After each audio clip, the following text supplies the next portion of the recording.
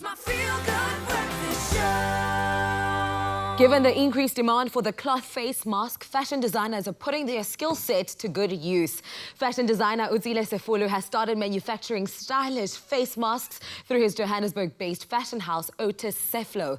He is not only designing and manufacturing face masks to earn an income as the lockdown has impacted negatively on many industries, he's also donating some of these masks to those in need. A very warm welcome to you, Otiz. Thank you so much for joining us this morning. Hi, how are you? Thanks for having me. I'm very well, thank you. It's such a pleasure to have you here with us. Now, with the national lockdown still in the midst, a lot of industries need to either close their doors or become innovative in the way they move forward in order to survive. How did the COVID-19 pandemic and the national lockdown affect, the fashion industry as well as fashion designers? I mean, obviously now it's not business as usual. We cannot be making glamorous clothes as we used to. So we had to find alternative ways of surviving and adapting. And you are doing just that.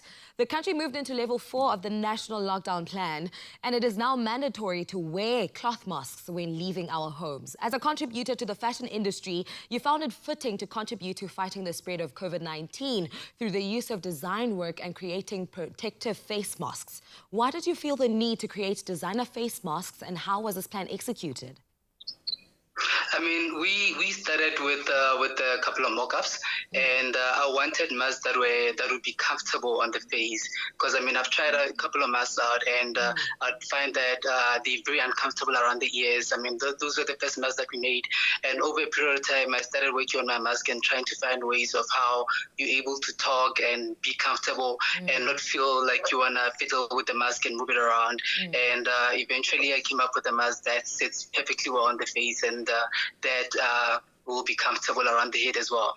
That's something very important to look at when buying a face mask. If it's comfortable, if you don't feel suffocated, and if it fits properly for your face. I've seen a lot of, material face masks, like from denim to leather.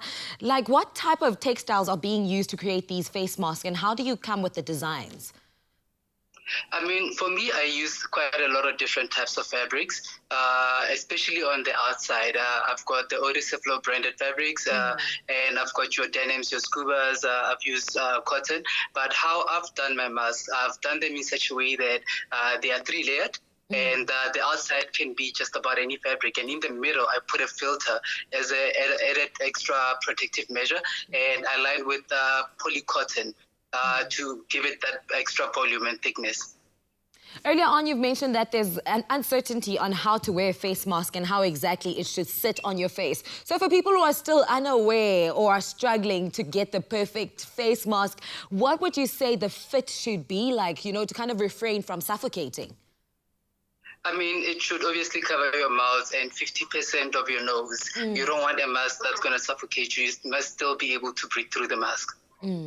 With the proceeds from the masks that you sell, you decided to create and donate masks for sectors of the community that are usually forgotten, like, for example, the blind members of our communities. Why is there a need for this, and what contribution have you made to these communities? I mean, I've been in fashion for a very long time, and I've worked with a whole lot of doctors, and I've been doing a lot of scrubs. And with all of these scrubs, I feel that, with conversations that I've had with doctor friends and doctors around me, I got to learn about the Blind Association, and we got in touch with them, and we decided that, no, what better way to give back to the community, to the people that are not even paid attention to. We get people focusing on the elders and people focusing on the kids, but no one focuses on the blind. So I thought we should rather focus on that and give to the blind. That's amazing work that you are doing. Thank you so much for that. But now, how can the public, reach you in order to purchase a designer face mask? They can get in touch with us on Instagram. Our Instagram handle is Otiz_Seflo. It's Otiz with a Z. Otiz and across all social medias, it's Otiz_Seflo, or on WhatsApp on 07967656668, or via email info@otizseflo.com.